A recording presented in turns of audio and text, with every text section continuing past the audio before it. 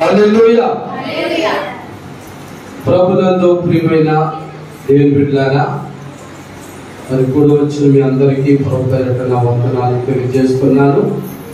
మరి కొద్ది నిమిషాలు కృపావార్త వర్తమానములు విని మరి దేవుని నామాన్ని మనం మహిమపరచుదాము. మరి ప్రోగించినటువంటి విలువైన అమూల్యమైన మరి సమయం ఇది. మరి విలువైన సమయంలో కొద్ది నిమిషాలు దేవుని యొక్క మాటలు మనం విందాం. మరి ఈరోజు మనం ధ్యానం చేసేటువంటి మరి ధ్యానాంశం ఏంటంటే మరొక అవకాశముగా ఇవ్వబడిన సంవత్సరం. చెప్పండి, మరొక అవకాశముగా ఇవ్వబడిన సంవత్సరం.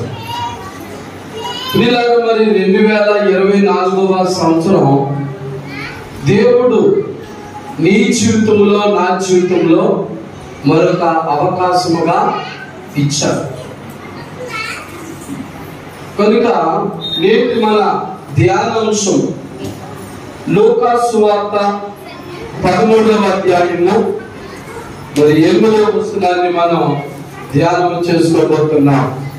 మన ధ్యాన వాక్యము లూకా సువార్త 13వ అధ్యాయము 8వ వచనం. అయితే వాడు అయ్యా నేను దాని చుట్టూ త్రవ్వి ఎరువు వేయి మట్టుకు ఈ సంవత్సరము కూడా ఉండనిమ్ము. అది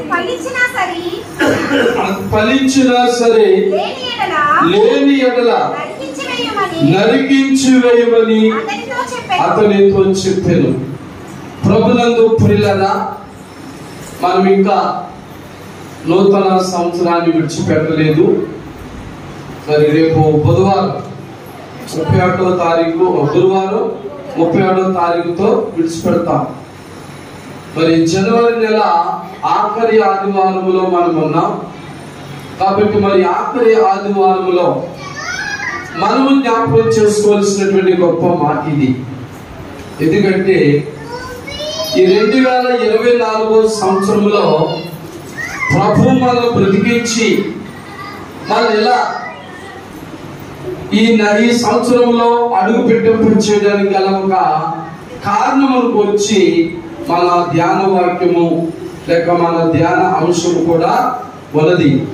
మన ధ్యాన అంశం మరొక అవకాశముగా ఇవ్వబడిన సంవత్సరం. మరి ప్రభువారు నీ జీవితంలో నా జీవితంలో కూడా మరొక అవకాశం ఇచ్చారు. ఏదో మరి అన్ఎక్స్పెక్టెడ్ గా ఈ 2024లో వచ్చేసాం అనుకోకండి, అనుకున్న రీతిగా వచ్చేసాం అనుకోకండి. కానీ మరి 2024వ సంవత్సరంలో మరి నీవు నేను కూడా అడుగు పెట్టడానికి గల ఒక ప్రత్యేకమైన కారణం ఉంది. ఆ కారణమే పిల్లరా మనము ఫలించి అభివృద్ధి చెందుట. దేవుని స్తోత్రం. ఆదికాండం 1వ అధ్యాయం 27వ వచనంలో ప్రభు చెప్పిన మాట, మీరు ఫలించి అభివృద్ధి చెందుడి. దేవుని స్తోత్రం. హల్లెలూయా, హల్లెలూయా. మరి ఎంతమంది ఈ నూతన సంవత్సరంలో నేటికి మరి 28 రోజుల నుండి అభివృద్ధి చెందారో మీకే తెలియాలి. ఒకసారి ప్రశ్న వేసుకోండి. కనుక మరి ఎంతమంది ఫలించారు, అభివృద్ధి చెందారు? కాబట్టి మరి ప్రభువారి యొక్క ఉద్దేశం ఏంటంటే మరి నీవు నేను కూడా ఈ 2024వ సంవత్సరం అంతా ఫలభరితముగా ఉండాలి. దేవుని స్తోత్రం. అందుకే ఒక అవకాశం ఇచ్చారు. ఎంతగా ఫలిస్తావు, ఎంతగా అభివృద్ధి చెందుతావు, ఎంతగా ఆస్వాదించబడతావు, ఎంతగా మేలు పొందుతావనే అవకాశము దేవుడు ఇచ్చారు. ఎందుకు చెప్పనంటే 2023లో చాలా మంది మేము అభివృద్ధి పొందలేకపోయాం, ఆశీర్వాదం పొందలేకపోయాం, మేలును పొందలేకపోయాం, శాంతిని పొందలేకపోయాం, స్వస్థతలు పొందలేకపోయామని బాధపడుచున్న ప్రతి వారికి కూడా ప్రభు ఒక అవకాశాన్ని ఇచ్చారు. హల్లెలూయా, హల్లెలూయా. అందుకు ఉపమానముగా మరి ఇక్కడ మనం లూకా సువార్త 13వ అధ్యాయంలో 8వ వచనాన్ని మనం ధ్యానం చేస్తున్నాం. అక్కడ ఒక మాట ఉంది, ఈ సంవత్సరము కూడా ఉండనిమ్ము. దేవుని స్తోత్రం. ఈ మాట తోటమాలి యజమానితో చెబుతున్న మాటలు. ఏ సందర్భంలో చెప్పాడు, ఎలాంటి పరిస్థితుల్లో చెప్పాడు? యజమానితో అంటున్నాడు తోటమాలి, అయ్యా ఈ సంవత్సరము కూడా ఉండనిమ్ము. ఈ మాట ఎవరి కోసం అంటే, ఎవరైతే 2023 సంవత్సరంలో ఫలించలేదో, అభివృద్ధి పొందలేదో, ఫలభరితముగా లేదో, ఆశీర్వాదకరముగా లేదో, దీవెనకరముగా లేదో, శాంతి సమాధానముగా లేదో, మరి లోకంలో అలాంటి వారి కోసం ప్రభువారు ఇచ్చినటువంటి ఒక అవకాశమే. దేవుని స్తోత్రం, హల్లెలూయా. మరి ఎందుచేత మరొక మాట ఏంటంటే, లోకములో నీకంటే నాకంటే బలవంతులు, ధనవంతులు, విద్యావంతులు, ఉద్యోగస్తులు, అనేక మంది హోదాలు గలవారు, మేడలు, మిద్దెలు, ఆస్తులు, అంతస్తులు సంపాదించుకుని కూడా తమ ప్రాణాలు పోగొట్టుకున్న వారు ఎందరో ఉన్నారు పిల్లరా. అవునా కదండి? చాలా మంది ఉన్నారు. మరి వారికంటే మనం ధన్యులు కాదు, వారికంటే గొప్పవారు మేము కాదు మనం. కానీ ప్రభువారు ఈ సంవత్సరము కూడా ఉండనిమ్మని ఒక అవకాశం ఇచ్చారు. హల్లెలూయా. మరి నీవు నేను కూడా ఫలించినట్లుగా, అభివృద్ధి పొందినట్లుగా ఒక అవకాశం దేవుడు ఇచ్చారు. మనం ఏమనుకుంటున్నాం, నిన్న ఎలాగైతే జరిగిపోయింది ఈ రోజు అలా జరిగిపోతలే, పోయిన వారం ఎలా జరిగిపోతుందో ఈ వారం అలా జరిగిపోతలే, పోయిన నెల ఎలా జరిగిపోతుందో ఈ నెల అలా జరిగిపోతలే, పోయిన సంవత్సరం ఎలా జరిగిపోయిందో ఈ సంవత్సరం కూడా అలాగే జరిగిపోతలేని ఆలోచనతో ఉన్నామేమో. దేవుని బిడ్డ, ప్రియ క్రైస్తవుడా, ఇదిగో మరి ప్రభువారు నీకొక అవకాశం ఇచ్చారు. ఈ సంవత్సరము కూడా ఉండనిమ్ము. హల్లెలూయా, హల్లెలూయా. మరి ఈ మాటకు తగినటువంటి మాట ఎందుకు చేతి మాట తోటమాలి అన్నాడు. మనం పై మాట మరి 7వ వచనం చూస్తే పిల్లరా ఇంకా వివరంగా ఉంటుంది. కనుక అతడు ఇదిగో 3 ఏళ్ల నుండి నేను ఈ అంజూరపు చెట్టున పండ్లు వెతుకవచ్చుచున్నాను, గాని ఏమీ దొరకలేదు. ఆలోచించండి పిల్లరా.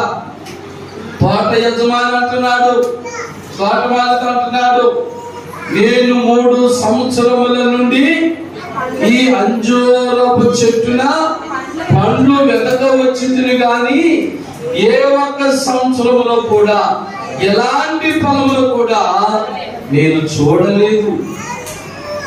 ప్రియ దేవుని బిడ్డ, ఆ అంజూరపు చెట్టు ఎవరంటే నీవు నేను. దేవుని సంఘములో, దేవుని సంఘమనే పొలములో నాటబడిన అంజూరపు చెట్టు నీవు. ఆ అంజూరపు చెట్టు ఏం చేయాలి? ఫలించాలి, ఫలించాలి, అభివృద్ధి పొందాలి. మరి ఇక తోట యజమాని అంటున్నాడు, ఈ అంజూరపు చెట్టు ఎన్ని సంవత్సరాలు ఫలించలేదండి? 3 సంవత్సరాలు. 3 సంవత్సరాల నుండి ఫలించడం లేదు. అవకాశం ఇచ్చాడు. అన్ని మొక్కలతో పాటు ఈ మొక్క కూడా ఫలిస్తుందని చూశాడు. మొదటి సంవత్సరం ఫలించలేదు, 2వ సంవత్సరం చూశాడు, ఫలించలేదు, 3వ సంవత్సరం చూశాడు, ఫలించలేదు. ఆయనలో బాధ కలిగింది. బాధ కలిగి తోటమాలి అంటున్నాడు, సంవత్సరాన్ని దీనిని నరికివేయము, దీని వలన ఈ భూమిని ఎలా వ్యర్థమైపోవాలని ద్రాక్ష తోట మాలితో అంటున్నాడు. దేవుని స్తోత్రం.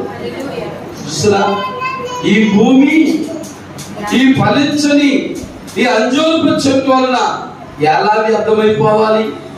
ఎందుకు వ్యర్థమైపోవాలి? మరి తోటలో ఉంది కాబట్టి తోటలో ఉన్న అన్ని చెట్లకు ఎలాగైతే త్రవ్వుతున్నావో, ఈ చెట్టుకు త్రవ్వుతున్నావు, అన్ని చెట్లకు ఎలాగైతే ఎరువులేస్తున్నావో, ఈ చెట్టుకు ఎరువులేస్తున్నావు, అన్ని చెట్లకు ఎలాగైతే నీరు పెడుతున్నావో ఈ చెట్టుకి నీరు పెడుతున్నావు. కనుక ఇది కూడా ఏమవ్వాలి? ఫలించాలి. ఒకవేళ నీరు లేక, ఎరువులు లేక, శుభ్రం చేయక, ఒకవేళ తోటమాలి విడిచిపెడితే ఫలించలేదు అనుకోవచ్చు. అన్ని చెట్లతో వేయబడ్డది, అన్ని చెట్లతో నీరు, గాలి, వెలుతురు, అలాగే ఎరువులు అన్ని కూడా వేస్తున్నారు. అన్ని చెట్లు ఫలిస్తున్నాయి, కానీ ఈ ఒక్క చెట్టు మాత్రమే ఫలించట్లేదు. కనుక అన్ని చెట్లు కూడా యజమానిని సంతోషపడుతున్నాయి, కానీ ఈ ఒక్క చెట్టు మాత్రము యజమాని బాధ పెడతా ఉన్నది, వేదన పెడతా ఉన్నది, దుఃఖ పెడతా ఉన్నది, వేదన పెడతా ఉంది. పిల్లరా, ఆయన ఇంకా తట్టుకోలేక అంటున్నాడు, నరికి వేయి, నరికి పారవేయి. ఏమంటున్నాడు? నరికి పారవేయి. ఎందుచేత? నీ కూలి డబ్బులు నేను వృధా చేయాలి, దాని చుట్టూ త్రవ్వుతున్నావు, ఎరువులు వేస్తున్నావు, నీరు కడుతున్నావు, ఇదంతా వృధా కదా, భూమికి వృధే, నా డబ్బులు వృధే. కాబట్టి ఈ ఫలించిన చెట్టు కొద్దు, దాన్ని నరికి పారవేయి. ప్రభు నిన్ను నన్ను అలాగనుకుంటే నేను గాని నువ్వు గాని ఎవరు కూడా ప్రభు ఈ 2024వ సంవత్సరం అడుగు పెట్టలేవు. ప్రభువే గాని మనం అలా తలంచుంటే పిల్లల మనకు ఒక అవకాశం ఇవ్వబడ్డారు. దేవుని స్తోత్రం. అంజూరపు చెట్టు నీవే సంఘములో నాటబడ్డావు. సంఘములో ఎప్పుడు నాటబడ్డా ఒకసారి వెనక ఆలోచించుకో. ఈ అంజూరపు చెట్టు అయితే కేవలం కూడా 3 సంవత్సరాలు అయ్యింది. మన సంఘములో నాటబడిన విశ్వాసులు ఒక్కసారి వెనక ఆలోచిస్తే ఎన్ని సంవత్సరాలు అయ్యింది మీరు నాటబడి, సంఘములో చేర్చబడి, ప్రభు బిడ్డలుగా మార్చబడి, దేవుని ఆశీర్వాదాలు పొందడానికి పిలువబడి ఎన్ని సంవత్సరాలు అవుతున్నాయి. అన్ని సంవత్సరములైనా మరి మీ జీవితాలు, మీ కుటుంబాలు, మీ వ్యాపారాలు, మీ ఉద్యోగాలు ఫలింపలేదు, ఇంకా అభివృద్ధి చెందలేదు. ఇంకా మరి ఎక్కడున్న వారు అక్కడే ఉన్నారు. ఏ కష్టాలు, ఏ బాధలు, ఏ శోధనలు, ఏ రోగాలతో ఉన్నారో అదే పరిస్థితిలో ఉన్నారు. ఇంకా కారణం ఏంటి? అభివృద్ధి లేదు. చెప్పండి, కారణం అభివృద్ధి లేదు. అలాగని ప్రభు నిన్ను నన్ను కూడా తృణీకరించలేదు, కానీ ఒక అవకాశం ఇచ్చారు. హల్లెలూయా. ఈ 2024 సంవత్సరంలో స్వస్థత పడాలని, ఈ 2024లో దీవించబడాలని, ఈ 2024లో అభివృద్ధి పొందాలని, ఈ 2024లో శాంతి సమాధానం పొందాలని, ఈ 2024లో నీ వ్యాపారం అభివృద్ధి చెందాలని, మరి 2024 నీ ఉద్యోగము అభివృద్ధి చెందాలని ప్రభు ఒక అవకాశం ఇచ్చాడు. ఆ కోటమల అంటున్నాడు, అయ్యా ఈ సంవత్సరం కూడా ఉండలేమండి.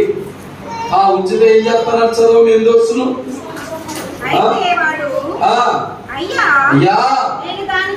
చూడండి, అయ్యా దాని చుట్టూ త్రవి ఎరువు వేయబట్టుకు. దేవుని స్తోత్రం. అంటే అన్నిటితో పాటు త్రవ్వుతున్నాడు, ఎరువులేస్తున్నాడు, నీరు పెడతా ఉన్నాడు. కానీ తోట యజమాని అంటాడు, నరికి పారే. తోట మళ్ళీ కోరుచున్నాడు, అయ్యా ఈ సంవత్సరం కూడా ఉండని ఆ మొక్క మీద, ఆ చెట్టు మీద ప్రత్యేకమైన శ్రద్ధ తీసుకుంటాను. దేవుని స్తోత్రం. ప్రత్యేకమైన శ్రద్ధ తీసుకుని మరలా దాని చుట్టూ మరలా త్రవ్వుతాను, మరలా నీరు పెడతాను, మరలా ఎరువు వేస్తాను. ఇదిగో అది సంవత్సరం ఫలించినా సరి, లేదంటే చాలా కఠిన మాట 9వ వచనంలో, అది ఫలించిన సరి లేని ఎడల నరికించి వేయమని చెప్పారు. హల్లెలూయా, హల్లెలూయా. కఠినమైన మాట, దానికి ఒక అవకాశం ఇచ్చారు. ఆ అంజూరపు చెట్టు, ఫలించలేని అంజూరపు చెట్టుకు ఒక అవకాశం ఇచ్చాడు. ప్రియులారా, అది ఫలించకపోతే ఈ సంవత్సరం ఏం చేస్తాడు? మళ్ళా సంవత్సరం ఫలిస్తాడు. దేవుని బిడ్డలారా, నరికి పారవేయబడడం దేవుని చిత్తము కాదు. నువ్వు ఫలించలేదేనో, అభివృద్ధి చెందలేదేనో నరికి పారవేయడం దేవుని చిత్తము కాదు. కానీ మరలా ఈ సంవత్సరం మరలా ఎరుగు వేసి, మరలా దాని చుట్టూ త్రవ్వి ఎరుగు వేసి నీరు కట్టినట్లుగా మరి ఈ సంవత్సరమైన విశ్వాసంలో, భక్తిలో, ప్రార్థన జీవితంలో ఫలించలేని వారు ఏం చేయాలి?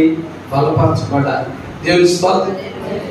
ఎవరైతే నేను 2023 సంవత్సరంలో ఫలించలేదని అనుకుంటున్నారో మీ విశ్వాసాన్ని ఒకసారి పరీక్షించుకోవాలి, మీ భక్తులు ఒకసారి పరీక్షించుకోవాలి. ఎందుకంటే ఆల్రెడీ ప్రభు దీవెని చేశాడు, ముందే చదివించాను. ఆదికాండం 1:27 అనాది కాలంలోనే ప్రభువారు నిన్ను దీవించాడు, నన్ను దీవించాడు. ఏమని? మీరు ఫలించి అభివృద్ధి చెందండి. హల్లెలూయా. ఆల్రెడీ ప్రభు ఇచ్చాడు. నన్ను ప్రభు దీవించలేదండి, ప్రభు నన్ను ఆశీర్వదించలేదండి, ప్రభు నన్ను స్వస్థపరచలేదండి, ప్రభు నన్ను ఇలా చేయలేదు, అలా చేయలేదని మనం ప్రభుని అనడానికి వీలు లేదు. కారణం ఏంటంటే ప్రభు యొక్క దీవెన ఎలా పొందుకోవాలో, ఎలాగ వాటిని అనుభవించాలో అది మనం నేర్చుకోవాలి. దేవుని స్తోత్రం. ప్రభు యొక్క ఆశీర్వాదం ఏమి చేస్తే వస్తుంది? ప్రభు యొక్క దీవెన మనం ఏం చేస్తే వస్తుంది? మోసం చేస్తే మోసం చేస్తుందా? అన్యాయం చేస్తూ వస్తుందా? అబద్ధం ఆడుతుందా? రాదు. దేవుని యందు భయభక్తులు కలిగి ఉంటారు. హల్లెలూయా. 128 మాట్లాడతారు. యెహోవా యందు భయభక్తులు కలవాడి లాగిన ఆశీర్వదించబడతాడు. అసలు మరి నీవు ఆశీర్వదించబడలేకపోవడానికి, అభివృద్ధి పొందలేకపోవడానికి, మేలును పొందలేకపోవడానికి, స్వస్థత పొందలేకపోవడానికి ఈ 2024లో అడుగుపెట్టిన నీ జీవితం, ఈ క్రైస్తవ జీవితం ఎలా ఉందో ఒకసారి పరీక్షించుకో. నిజముగా దేవుని యందు భయభక్తులు కలిగి ఉన్నావు లేదో పరీక్షించుకో. మరి దేవుని యందు భయభక్తులు లేకుండా ప్రభు ఇచ్చిన అవకాశాన్ని నువ్వు బాగొట్టుకున్నావు అనుకో, ప్రభుకే నష్టం లేదు. ఎవరికి నష్టం? నీకే నష్టం, నాకే నష్టం. ప్రభు ఇచ్చిన అవకాశాన్ని మనం సద్వినియోగం చేసుకోవాలి. ప్రభు ఇచ్చిన గొప్ప తరుణాన్ని ప్రతి క్రైస్తవుడు కూడా, అలాగే మరి ముఖ్యంగా మన సంఘ బిడ్డలు కూడా సద్వినియోగం చేసుకోవాలి. హల్లెలూయా, హల్లెలూయా. ప్రార్థన ఆడడానికి టైం లేదండి, ప్రార్థన చేయడానికి టైం లేదండి, ఇలా సాకులు చెప్పొద్దు. మనం సాకులు చెప్పాలంటే ఎన్నో చెప్పగలం. ప్రియులారా, బైబిల్లో మోషే గారు కూడా ఎన్నో సాకులు చెప్పి ప్రభు సన్నిధి నుంచి తప్పించుకోవాలనుకున్నాడు, ప్రభు నుండి తప్పించుకోవాలనుకున్నాడు. తప్పించుకోగలిగాడా? లేదు. ప్రియమైన దేవుని బిడ్డలారా, దేవుడు ఎవరినైతే ఎన్నుకుంటాడో, ఎవరినైతే ఆయన ఏర్పరచుకుంటాడో వారు ఒకవేళ సాకులు చెప్పి తప్పించుకోవాలనుకున్నా తప్పించుకోలేదు. హల్లెలూయా. మోషే చెప్పిన ఒక గొప్ప సాకు చెప్పండి. నేను నోటి మాన్యము గలవాడును అన్నాడు.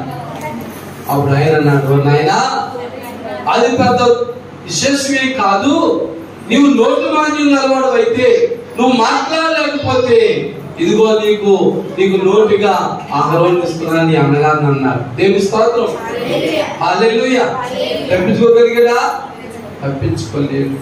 అలాగే నీవు నేను కూడా ఈ 2024లో ప్రభు నుండి తప్పించుకోలేము. ప్రభా నాకు టైం కుదరట్లేదు, ప్రభా నాకు అవకాశం ఉండలేదు, ప్రభా దూరం అయిపోయింది సచ్చు, ప్రభా భారం అయిపోతున్నా అని ఏ సాకులు చెప్పైనా తప్పించుకుందామంటే తప్పించుకోలేము. హల్లెలూయా. ప్రభు నీకు ఒక అవకాశం ఇచ్చాడు. ప్రతి శుక్రవారం, ప్రతి ఆదివారం కూడా దేవుని మందిరానికి రావాలని, దేవుని సన్నిధిలో గోచాడాలని, దేవుని సన్నిధిలో ప్రార్థన చేయాలని ప్రభు నీకు ఒక అవకాశం ఇచ్చినప్పుడు దేవుని బిడ్డలారా ఆ అవకాశాన్ని మీరు సద్వినియోగం చేసుకోవాలి. హల్లెలూయా, హల్లెలూయా. మరి ఎంతమంది సద్వినియోగం చేసుకుంటారు ఒకసారి ఆలోచన చేసుకోండి. ఒకవేళ మరి గతించిన మరి ఆదివారాలన్నీ కూడా నీ జీవితంలో ఏం తలచవో తెలియదు, కానీ మరి జనవరి నెల ఆఖరి ఆదివారంలో ఉన్న పిల్లరా మరలా ఆదివారం వస్తే ఇంకా కొత్త సంవత్సరం అందులో 2024 పాత సంవత్సరం అయిపోద్ది. మరి జనవరి 31వ తారీఖు వరకుని దీన్ని ఇంకా కొత్త సంవత్సరంగా, నూతన సంవత్సరంగా పిలుస్తాం కూడా మనం. మరి వచ్చే ఆదివారానికి అప్పుడే ఫిబ్రవరి 4వ తారీఖులోకి వచ్చేస్తాం. ఫిబ్రవరి 4వ తారీఖు మొదటి ఆదివారంలోకి వస్తే మరి నూతన సంవత్సరం అంతా వెళ్ళిపోయింది, పాత సంవత్సరంలోకి వచ్చేస్తున్నాం మళ్ళా. కాబట్టి ఒక తీర్మానం చేసుకోవాలి. నీ జీవితంలో, నీ బ్రతుకులో ఒక తీర్మానం చేసుకోవాలి. నీవు శారీరకమైన అభివృద్ధి నీ జీవితంలో పొందాలంటే, శారీరకమైన మరి నీ కుటుంబ అవసరతలు, నీ కుటుంబంలో కావలసిన మరి దీవెనలు, మేలులు, ఫలములన్నీ కూడా నువ్వు ఫలించాలంటే బైబిల్ ఇంకో ఫలముల గురించి చెప్తున్నాడు. అది చెప్పి నేను ముగిస్తాను పిల్లరా. గలతీయులకు రాసిన పత్రిక 5వ అధ్యాయం 22వ వచనంలో కొన్ని ఫలాలు ఉన్నాయి. నీవు ఆ ఫలాలు ఫలించినప్పుడు అయితే ఆత్మఫలమేమనగా ప్రేమ, సంతోషము, సమాధానము, దీర్ఘశాంతము, దయాళుత్వము, మంచితనము, విశ్వాసము, ఆశానిగ్రహము. హల్లెలూయా. ఇవన్నీ కూడా క్రైస్తవుడు కలిగి ఉండాలి. దీన్ని ఏ ఫలాలు అన్నారండి? ఆత్మ ఫలాలు. నీ ఆత్మీయ జీవితం వర్ధిల్లాలంటే, నీ భక్తి జీవితం వర్ధిల్లాలంటే మరి గలతీ 5:22లో ఉన్నటువంటి మరి ఆత్మ ఫలాలన్నీ కూడా నువ్వు ఫలించాలి. దేవుని స్తోత్రం. ఈ ఫలాలన్నీ కూడా నీలో ఉంటే, నీ విశ్వాసంలో, నీ భక్తి జీవితంలో, నీ ప్రార్థన జీవితంలో, నువ్వు రావడంలో, నీ వెళ్ళడంలో, నీ ఆత్మీయ జీవితంలో ఈ ఆత్మీయమైన ఫలాలన్నీ కూడా మరి ఇక్కడ బిడ్డ చదివినటువంటి మన ఫలాలన్నీ కూడా నీలో ఉన్నట్లయితే నీవు కూడా నీ కుటుంబ విషయంలో ఫలభరితముగా ఆశీర్వదించబడతావు, ఫలభరితమైన ఆశీర్వాదాలు పొందుతాం. కానీ మనం ఏం ఫలిస్తున్నామంట? 19వ వచనంలో చూడండి, శరీర కార్యములేమనగా స్పష్టమైనవి అవేమనగా జారత్వము, అపవిత్రత, కాముకత్వము, విగ్రహారాధన, అభిచారము, ద్వేషములు, కలహము, మత్సరములు, క్రోధములు, కక్షలు, భేదములు, విమతములు, అసూయలు, మద్దతులు, అల్లరితో కూడిన ఆటపాటు. ఇదండి మనం అభివృద్ధి చెందలేకపోవడానికి కారణం, మనం ఫలించలేకపోవడానికి కారణం, మనలో ప్రభు ఫలాలు చూడలేకపోవడానికి గల కారణం ఏంటంటే పేరుకు క్రైస్తవులమే, పేరుకు దేవుని బిడ్డలమే, పేరుకు సంఘ బిడ్డలమే, కానీ ఈ 19వ వచనంలో ఉన్న ఫలాలు ఫలిస్తున్నాం. అవి కారు ద్రాక్షాలకు సాదృశ్యముగా ఉన్నాయి. ఏంటికండి? కారు ద్రాక్షాలకు సాదృశ్యమున్నాయి. ఎవరైనా కారు ద్రాక్షలు తినగలరా? మనం తినగలమా? తినలేము. మనం షాప్కి వెళ్తాం, మన ద్రాక్షాలు షాప్కి వెళ్ళినప్పుడు మన అందులో ఆ గుద్దులో తూకంలో వేసేటప్పుడు కొన్ని కారు ద్రాక్షలు అక్కడక్కడ కనపడుతుంటాయి. బాగా వేసాడు అనుకుంటామా?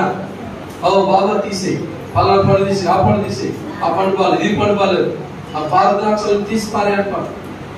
మంచి ద్రాక్ష పళ్ళే ఎన్నుకుంటాం. అలాగే ప్రభు అయిన యేసుక్రీస్తు వారికి కూడా 19వ వచనములో ఉన్న కారు ద్రాక్ష లాంటి క్రియలు నీలో ఉంటే ఆయన ఇష్టపడడు, ఆయన ఏమాత్రం ఇష్టపడడు. మరి నీలో ఏ ఫలాలు ఉండాలి? అంటే ఆత్మ ఫలాలు ఉంటాయి. హల్లెలూయా. ఎప్పుడైతే నీలో ఈ ఆత్మ ఫలాలు ఉంటాయో, ఈ ఆత్మ ఫలాలను ఫలిస్తావో, అప్పుడు ప్రభు ఎంతో ఆనందిస్తాడు. హల్లెలూయా.